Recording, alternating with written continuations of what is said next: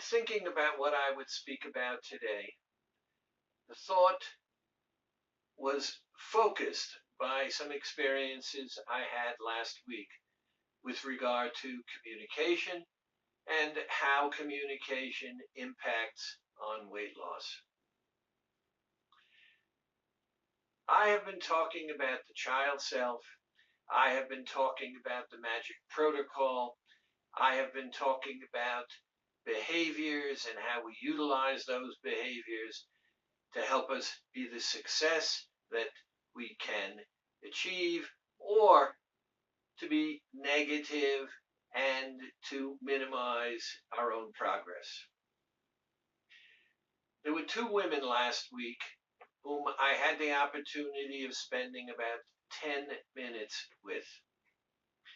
And basically, what we were talking about was the fact that although they had learned the magic protocol, they were not using it. Each of them said they had the candies. Each of them said that it was here or it was there. And each of them said that even though they understood the magic protocol, they only used it now and again, and sometimes they simply stuck a candy in their mouth. What I found interesting was the fact that it was matter of fact in the way in which they described it. Almost as though they didn't want to touch the magic protocol, and they were simply finding ways of ignoring the fact that it existed.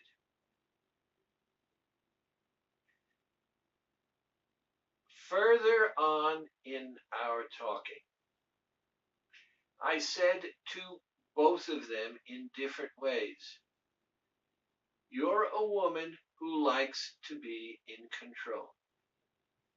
And both of them agreed that they were comfortable when they were in control of the situation.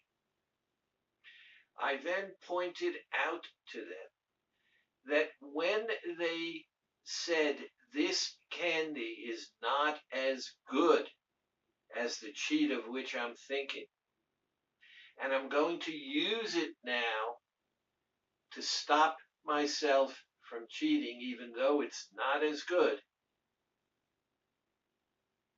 they recognized that the instant they would put the candy in their mouth, they would give up control. And on some unconscious level, the thought of giving up control did not permit them to follow through. And secondly, each of them said they were doing the physical aspect, opening the candy, putting it in their mouth, but they were not verbalizing. So each of them, without communication with each other or communication with me, decided to do the same thing. And that same thing was, number one, they wouldn't even communicate what they were doing and verbalize out loud. And number two, they were not going to use the candy because by giving up control, they felt vulnerable. So here's what I want to point out to you. All of that is psychological. It's valid in one way or the other. But doing the magic protocol, once you understand, is not psychological. If you don't verbalize that you're thinking of cheating, then you're minimizing making it real because you're aware in your head that you're thinking of cheating, But you make it real, you bring it into the real world when you verbalize it. And by not verbalizing it, you don't bring it into the real world. Secondly, by stating that you're using this candy to stop yourself from cheating.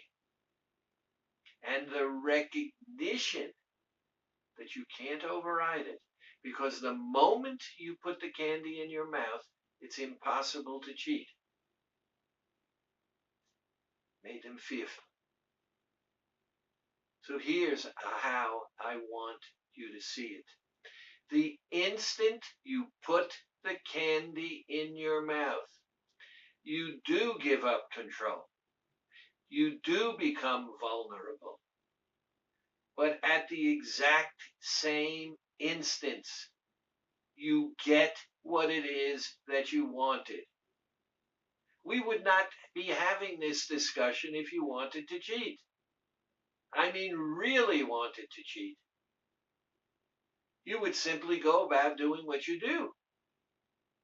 The instant you put the candy in your mouth and swish it around, you get the inability